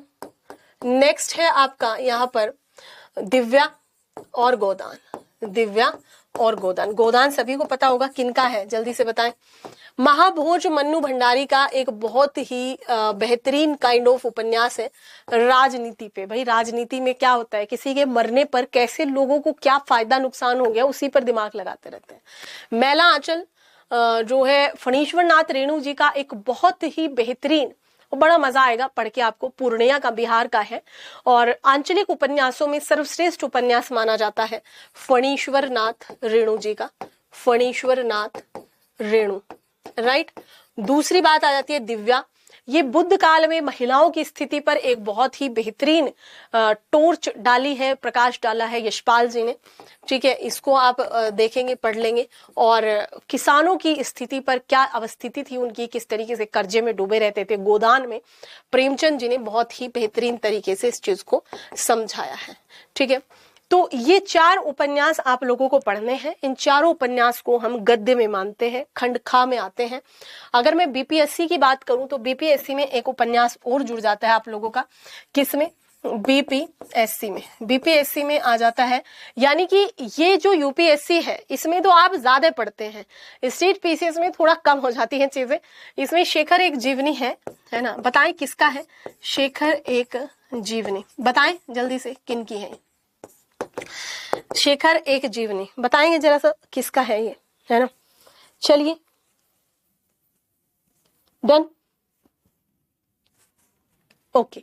नेक्स्ट बात आ जाती है आप लोगों की कहानी की। कहानी, अब इन कहानियों में एक है आपकी प्रेमचंद की सर्वश्रेष्ठ कहानी। अब इन सर्वश्रेष्ठ कहानियों में कौन कौन सी कहानी है प्रेमचंद की सर्वश्रेष्ठ कहानी, कौन कौन सी कहानी है इनमें, कोई बता सकते हैं? एक है एक दुनिया समानांतर, ये किताब खरीदनी है आपको, एक दुनिया समानांतर। इस किताब के जो संपादक है वो है राजेंद्र यादव। कौन है? राजेंद्र यादव, ठीक है। तो ये किताब आप जरूर खरीद लीजिए और इस किताब से आपको बहुत मदद मिलेगी। यहाँ से कौन सी कहानियां पढ़नी है मैं एक शॉर्ट वीडियो कर दूंगी, कौन कौन सी किताबें आपको लेनी है उसमें, ठीक है। राजेंद्र यादव जी की ये कहानी आपको खरीद लेनी है। अगर मैं यूपीएससी के नाटकों की बात करूं तो 3 नाटक आपको दिए गए हैं यूपीएससी में। 3 नाटकों में कौन कौन से नाटक हैं लिख लीजिए। नाटकों के अंतर्गत भारत दुर्दशा है, भारत दुर्दशा, ठीक है। ये किन्होंने लिखा है? भारतेंदु हरिश्चंद्र जी ने, भारतेंदु हरिश्चंद्र जी का यह नाटक, ठीक है। नेक्स्ट आपका आ जाता है भारतेंदु हरिश्चंद्र, ठीक है जी। नेक्स्ट नाटक आ जाता है आपका स्कंदगुप्त का। स्कंदगुप्त है किनका? स्कंदगुप्त, जिन्होंने कामायनी लिखी है, यानी कि जयशंकर प्रसाद। और अभी जो एक बच्चा बता रहा था आषाढ़ का एक दिन, बड़ा ही बेहतरीन नाटक है आषाढ़ का एक दिन, मोहन राकेश जी का, ठीक है। आषाढ़ का एक दिन किनके द्वारा? मोहन राकेश, बहुत बढ़िया है, बेहतरीन है ना। और सबसे बड़ी बात कि प्रेम मोहब्बत की बातें हैं इसमें, तो जरूर पढ़ लेना ला करके, मोहन राकेश जी के द्वारा लिखा गया है इसको, ठीक है। हाँ जी बिल्कुल, तो ये आपको पढ़ने हैं नाटकों के अंतर्गत, ओके। नाटकों के अंतर्गत आपको ये चीजें पढ़नी है। इतनी चीजें समझ में आ गई। प्ले स्टोर पर नहीं है क्या बुक्स? हाँ, आप चेक कर सकते हैं, but I will suggest you कि हार्ड कॉपी रखिए किताबों की, ज्यादा अच्छे से समझ में आएंगी चीजें और बहुत बेहतरीन भी लगेगा अगर आप हार्ड कॉपी में पढ़ेंगे चीजें। एक दिन मैं बुक की लिस्ट की अलग से ही एक क्लास करा दूंगी। 2 बजे मेरे एक स्पेशल सेशन होता है जिसमें आज इकोनॉमी का कॉन्सेप्ट, आप इकोनॉमी की क्या टर्मिनोलॉजी कितनी टफ होती है वो सारी चीजें आप 2 बजे वाले सेशन में जरूर अटेंड करें। लाइव क्लास होती है 2 बजे, आज आप उस क्लास को जरूर देखेंगे आप सभी साथी, ठीक है जी। जी बच्चे, ये आपका जो बता रहे हैं रॉयल बॉय जी की आदित्य पब्लिकेशन का बुक लिया था, that is for the grammar, Hindi grammar के लिए अच्छी होती है, हिंदी साहित्य के लिए आपको मल्टीपल किताबें पढ़नी होती हैं, ठीक है जी। आगे बढ़ जाएंगे। निबंध में आपकी 2 चीजें आ जाती है इसमें, एक तो चिंतामणि है निबंध में आचार्य रामचंद्र शुक्ल जी, निबंध आचार्य रामचंद्र शुक्ल जी के द्वारा यहाँ पर आप देखेंगे चिंतामणि। और इस चिंतामणि से आपको 2 निबंध पढ़ने हैं। कितने? 2 निबंध पढ़ने हैं। एक है आपका निबंध निलय, डॉक्टर सत्येंद्र, कौन है? डॉक्टर सत्येंद्र जी के द्वारा लिखा है निबंध निलय, डॉक्टर सत्येंद्र, है ना। निबंध निलय में से आपको ये किताब आती है छोटी सी मोटी सी, 7 निबंध यूपीएससी ने कहा है कि 7 निबंध इसमें से पढ़ने हैं। ये चीज समझ में आई आप लोगों को? जी, निबंध के क्षेत्र में तो आचार्य रामचंद्र शुक्ल का कोई नहीं, बिल्कुल बिल्कुल कोई भी उनका तोड़ नहीं है। आलोचना के क्षेत्र में और निबंध के क्षेत्र में बहुत बड़ा नाम है आचार्य रामचंद्र शुक्ल का। बड़े अच्छे क्रिटिक हुए, बड़े ही अच्छे जो है ये उन्होंने ही कहा कि साहित्य समाज का दर्पण है। The society is reflection is the literature, right. तो यहाँ पर इन चीजों को आप देख सकते हैं। नेक्स्ट आपका आ जाता है कि अगर मैं बात करूं इसी में यूपीपीसीएस की, तो यूपीपीसीएस आपका जब आप एग्जाम देते हैं 200 नंबर के 2 पेपर होंगे आपको, टोटल 400 नंबर। पेपर 1 में अगर मैं बात करूं तो पेपर 1 में कोई चेंज नहीं है ज्यादा, नो चेंज। जब हम पेपर 2 की बात करते हैं, पेपर 2 में आपका यहाँ पर जब पोएम पढ़ते हैं आप लोग, तो उसमें सुमित्रा नंदन पंत जी की, सुमित्रा नंदन पंत जी की नौका विहार और जुड़ गई। कौन सी? नौका विहार। और एक अंधेरे में भी जुड़ गई। यहाँ पर अंधेरे में किनकी है? अंधेरे में राइट, अंधेरे में मुक्ति बोध जी की। ठीक है, ये यूपीपीसीएस में ऐड हो गई आपकी। नेक्स्ट आगे आ जाती है बात, अंधेर नगरी एक नाटक है। अंधेर नगरी नाटक किनका है? कौन बच्चा बताएगा? नाटक है अंधेर नगरी। अंधेर नगरी चौपट राजा, टकासेर भाजी, टकासेर खाजा, पढ़ा होगा बचपन में। किसकी गले में फंदा डालें, जिसके आ रहा हो फिट बैठ रहा हो उसको ले आओ, भिस्ती को ले आओ, पहलवान को ले आओ, मतलब मुर्गी किसने दीवार गिराई है यही पता नहीं चल पा रहा है।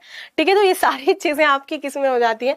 इसमें अंधेर नगरी चौपट राजा, अंधेर नगरी में ये सारी चीजें हो जाती हैं आपकी। ठीक है, इस नाटक के अंतर्गत आप इसे पढ़ेंगे। कहानी की अगर मैं बात करती हूँ, कहानी यूपीपीसीएस की बात कर रही हूँ मैं। यूपीपीसीएस में जब हम कहानियों की बात करते हैं तो 2-3 कहानियां इसमें जुड़ जाती हैं, देख लेंगे उनको भी। यूपीपीसीएस कहानी खंड में, कहानी में 4 कहानी है यहाँ पर। एक कहानी है माँ किनकी है? प्रेमचंद जी की है। ठीक है, एक कहानी है, बहुत प्यारी कहानी है, लक्ष्मी जहां कैद है। बहुत प्यारी कहानी है, लक्ष्मी जहां कैद है। किनकी है ये? ये है राजेंद्र यादव जी की कहानी, राजेंद्र यादव जी की कहानी है। एक कहानी है उषा प्रियम विदा की, जिनकी कहानी राजेंद्र यादव वाली जो कहानी किताब है मछलियां, उसमें भी है। इसमें है रोज, क्या नाम है? रोज। तो रोज कहानी किनकी है? सॉरी, आगे की है रोज कहानी। और एक कहानी है इनके यहाँ पर उषा प्रियम विदा की। ठीक है, एक और कहानी है इसमें ना, हाँ, वापसी एक कहानी है। कौन सी? वापसी। ठीक है, ये उषा प्रेम विदा की है। ठीक है, ये 4 कहानियां यूपीपीसीएस में लिखी गई हैं। ये 4 कहानियां यूपीपीसीएस के लिए हैं। क्या कह रहे हैं रोबी? क्या बता रही हो? हमें समझ नहीं आ रहा है। कहाँ से आए हैं आप? जी, कहाँ से आए हैं? अभी जुड़े हैं हमारे साथ? कब से जुड़े हुए पहले मुझे ये बताओ। बताओ बता तो दो एक बार। माँ को कहकर वापसी है, हाँ वापसी है, बिल्कुल सही जी। और अगर मैं बीपीएससी की बात करूं तो बीपीएससी में एक नाटक भी जुड़ गया है, चंद्रगुप्त बताएं किनका है? स्कंदगुप्त है ना जिनका। ठीक है, और एक यहाँ पर राम की शक्ति पूजा तो है ही है, उसके साथ में एक इनकी है सरोज स्मृति। सरोज बताना किसकी बेटी थी भाई? सरोज स्मृति भी जुड़ गई। बहुत बहुत बहुत बहुत अच्छी कविता है सरोज स्मृति, अपनी बेटी के लिए लिखते हैं। कौन? निराला जी। ठीक है, निराला जी लिखते हैं, बहुत बढ़िया। ठीक है, यहाँ तक की चीजों में मुझे बता दीजिए कि क्या दिक्कत रह गया। अब आपके जो सवाल हैं, जो ऐप के हैं, जो हमारी सोनी यादव जी हैं, जो हमारे और उग्र बच्चे हैं, जिनको कुछ भी कंफ्यूजन है, जिनको कुछ भी परेशानी है, मुझे बताएं आप। अब बताएं फटाफट से। हाँ बिल्कुल, कह रहे चाइना से। अरे वाह, बहुत बढ़िया, मजे ही आ गए। मतलब जल्दी से बताइए, जिनके जो भी डाउट है उनको मैं पूरा करूंगी, कि पूरा करने की पूरी कोशिश करूंगी कि वो जरूर पूरे हो जाएं भाई। और बाकी जो चीजें हैं उनको भी करने का पूरा प्रयास करेंगे। ठीक है जी, बताइए बच्चे कहाँ निराला की है। यूपीपीसीएस मेंस में कॉपी कैसे लिखेंगे अजय प्रताप जी? इसके लिए तो पूरा एक आपको काम करना पड़ेगा, क्वेश्चंस देखने पड़ेंगे, क्वेश्चंस को लिखना पड़ेगा। हमारे पास जो एप्लीकेशन के स्टूडेंट्स होते हैं उनको हम कॉपी चेक करते हैं पेन टैब से, और उनको रिव्यू करके उनके घर पे उन कॉपीज को थ्रू द ईमेल आईडी हम उनको भेज देते हैं। ठीक है, थ्रू द ईमेल आईडी हम उनको भेज देते हैं। आप सभी में से जितने भी साथी हैं जिनकी कोई भी दिक्कत है उनकी ये क्लास यूट्यूब पर ज्योति मौर्य जी मैं 4 से 5 दिन लूंगी। कल हम पढ़ेंगे उपन्यासों का उद्भव विकास कैसे हुआ और क्या उनकी जर्नी रही, क्या उनके प्रकार होते हैं। परसों हम गोदान की तरफ मूव करेंगे। आप सभी साथियों से मैं ये कहना चाहूंगी कि आप सभी साथियों से मैं ये कहना चाहूंगी बच्चे कि जो भी हमारे साथ जुड़े हैं उन सभी की यहाँ पर 11 बजे से ऑप्शनल की क्लास अभी मैं यूट्यूब पर ले रही हूँ ऑप्शनल, और 2 PM एक कॉन्सेप्ट वाला जो है इकोनॉमी से रिलेटेड हमारा एक छोटा सा वीडियो होगा 2 बजे, लगभग 20 से 22-25 मिनट एवरीडे। तो 11 बजे और 2 बजे यूट्यूब पर जरूर अपनी प्रेजेंस को दिखाएं। और बाकी जो भी दिक्कत है उसको मैम मुझे प्रीलिम्स का सिलेबस, आशा सिंह जी प्रीलिम्स में बच्चे मैंने सारी वीडियोस करी हुई हैं। अगर आप यूपी पीसीएस और यूपीएससी किसी भी सिलेबस को जाना चाहते हैं तो पिछली वीडियोस में जाकर के एक बार प्लीज देख लें, है ना। बाकी कब से चलेगा आरआर यादव जी, ये डेली होगा क्लास, कल भी होगा परसों भी होगा, डेली होगा क्लास। करंट अफेयर्स कैसे डील करें द संजय सोनी, सुबह 7 बजे आजाद सर और मेरे बाद अभी हमारे जो राजीव सर हैं दोनों करंट अफेयर्स को टैकल कर रहे हैं। पूरी फैकल्टी दमदार है, एकदम बढ़िया तरीके से रिसर्च करते हैं।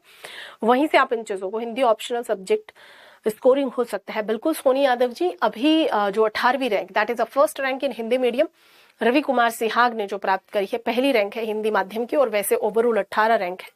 हिंदी साहित्य ही उनका ऑप्शनल था, 22वीं रैंक पर भी हिंदी साहित्य। काफी स्कोरिंग होता है, हर विषय स्कोरिंग होता है। आप क्या कर रहे हैं, कैसे लिख रहे हैं जी।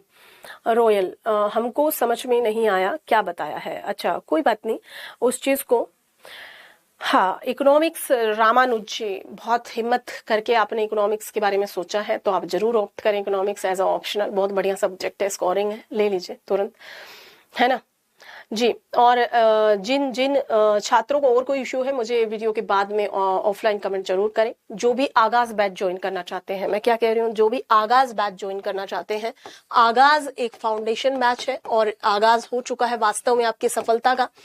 IAS यूपीएससी पीसीएस इन सभी को कवर करता है जो 2023 में एग्जाम देंगे। सबसे अच्छी बात ये है इसकी कि ये प्री प्लस मेंस दोनों को कवर करता है। इस मेंस में आपका ऑप्शनल इंक्लूडेड नहीं है, इसमें ऑप्शनल के लिए आप अलग से फी दे सकते हैं और इंक्लूडेड नहीं है। परंतु अगर आप दोनों को एक साथ लेते हैं तो आई थिंक आपको 1000 का डिस्काउंट भी मिल जाएगा। कोई भी असुविधा अगर हो रही है तो इस नंबर पर कॉल जरूर करें 7272020276, ठीक है। अगर आपको किसी पर्टिकुलर अध्यापक से बात करनी है, किसी टीचर से बात करनी है तो उसको आप बात कर सकते हैं। अभी आप इस कॉल नंबर पर कॉल करें और अपने जिन भी टीचर से आपको बात करनी है उनसे बात करने के लिए तैयार रहें। कोई बात नहीं रॉयल बॉय जी, दोबारा देख लेना, मैंने जो बताया वो बाकी बच्चों को समझ आया है। हो सकता है आपकी भाषा बोली डायलेक्ट कुछ अलग हो, ठीक है जी। श्याम जी बताएं क्या क्या सवाल पूछें, आप अपना सवाल पूछें जल्दी जल्दी से। पेमेंट के बार पेड करना पड़ेगा, हाँ ऑप्शनल के लिए स्पोर्ट्स टुडे जी बिल्कुल आपको इसके पेमेंट करना पड़ेगा। हिंदी ऑप्शनल कोर्स फी क्या रहेगा मोहम्मद अजीज जी, इसकी फीस है 5999 रुपीज। ये किसकी है, ये ऑप्शनल की है, ऑप्शनल की, ठीक है। और आगाज की जो फीस है वो है 8999 रुपीज। अगर आप दोनों को एक साथ ले लेते हैं तो वैसे तो आपका 9 + 6 हो जाता है, ठीक है। बाकी आप अगर इसमें ले लेते हैं इसको एक साथ तो यहाँ पर आपको फी थोड़ा कम हो जाएगा, ठीक है जी। और कोई एप्लीकेशन पर रोहन लाइब्रेरी जी, बिल्कुल ये एप्लीकेशन पर भी चल रही हैं क्लासेस साथ के साथ। कंप्लीटली ये 3 से 4 दिन के बाद कंप्लीटली एप्लीकेशन पर आ जाएगा, ठीक है। Thank you so much to everyone. मैं चाहती हूँ कि आप मुझे क्लास के बाद में रिव्यू जरूर दें। Thank you so much to everyone.